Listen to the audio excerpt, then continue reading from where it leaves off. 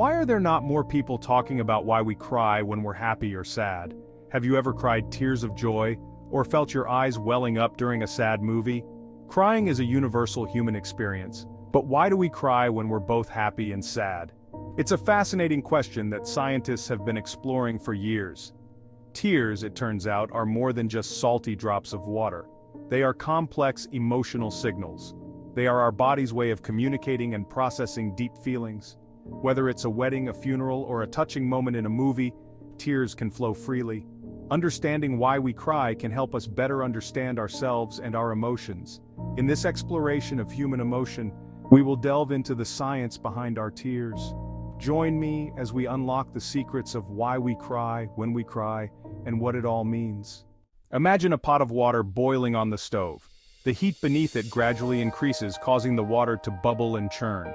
As the water heats up, the pressure inside the pot increases, creating a force that seeks an outlet.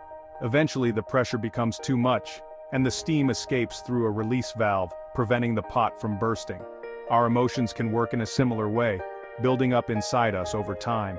When we experience intense feelings, whether positive or negative, they can accumulate within us, much like the pressure in a boiling pot. Emotional overflow is the body's way of releasing this built-up pressure, allowing us to maintain our mental and emotional well-being. Crying is one of the most common forms of emotional overflow, acting as a natural release valve for our feelings, providing relief. When we cry, we're not necessarily weak or overwhelmed. Instead, we're engaging in a healthy process. By allowing our body to process and release intense emotions, we can find a sense of peace and clarity. This process can be incredibly cathartic, helping us to feel lighter and more balanced, restoring our emotional equilibrium. Just as the release valve prevents the pot from exploding, crying can prevent us from bottling up our emotions, which can lead to greater issues.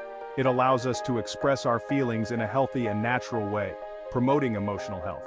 Understanding emotional overflow helps us see crying not as a sign of weakness, but as a sign of strength and resilience, showcasing our ability to cope and heal.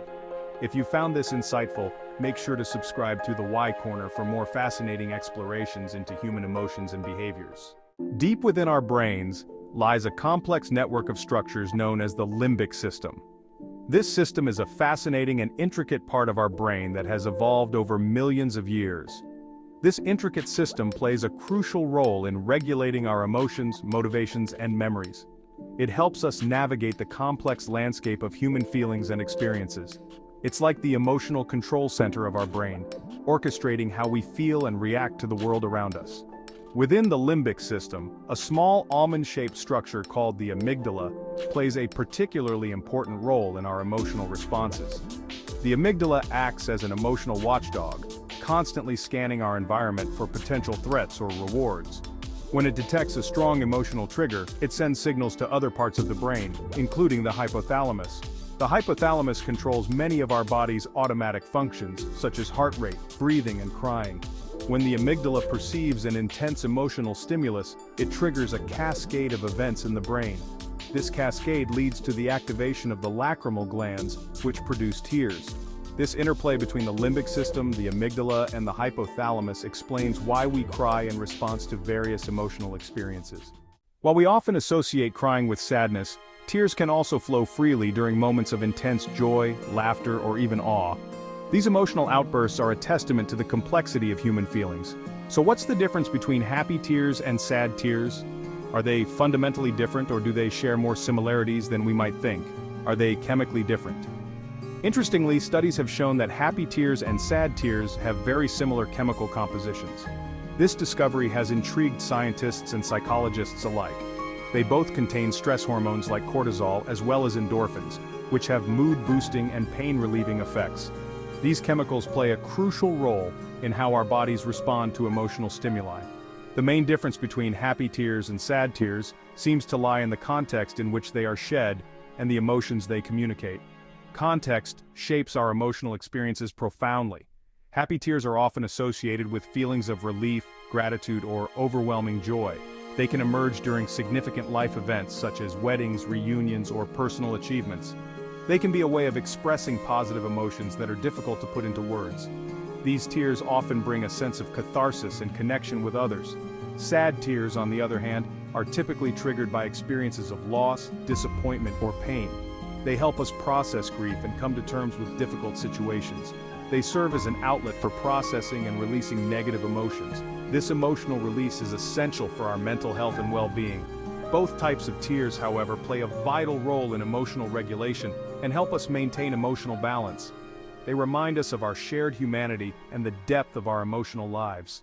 While understanding the science behind our tears can be fascinating, there are times when we might want to manage or control our emotional outbursts, especially in public or professional settings. Here are a few practical tips to help you deal with those moments. First, try deep breathing exercises. Taking slow, deep breaths can help calm your nervous system and reduce the intensity of your emotions. Inhale deeply through your nose, hold for a few seconds, and then exhale slowly through your mouth. Another effective technique is to take a short walk. Moving your body can help shift your focus and release some of the built-up tension. Even a brief walk around the block or down the hallway can make a significant difference. If you feel overwhelmed, finding a private space can also be helpful. Excuse yourself for a moment to find a quiet room or even a restroom where you can collect your thoughts and emotions without an audience.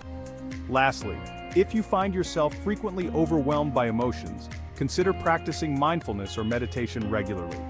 These practices can help you become more aware of your emotional triggers and improve your overall emotional regulation. In conclusion, crying is a natural response to both happiness and sadness. It serves as a release valve for our emotions, helping us process and cope with intense feelings.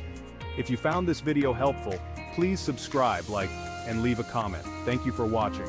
Remember, it's okay to cry. It's a testament to our emotional depth and shared humanity. But with these tips, you can feel more in control when those tears start to flow.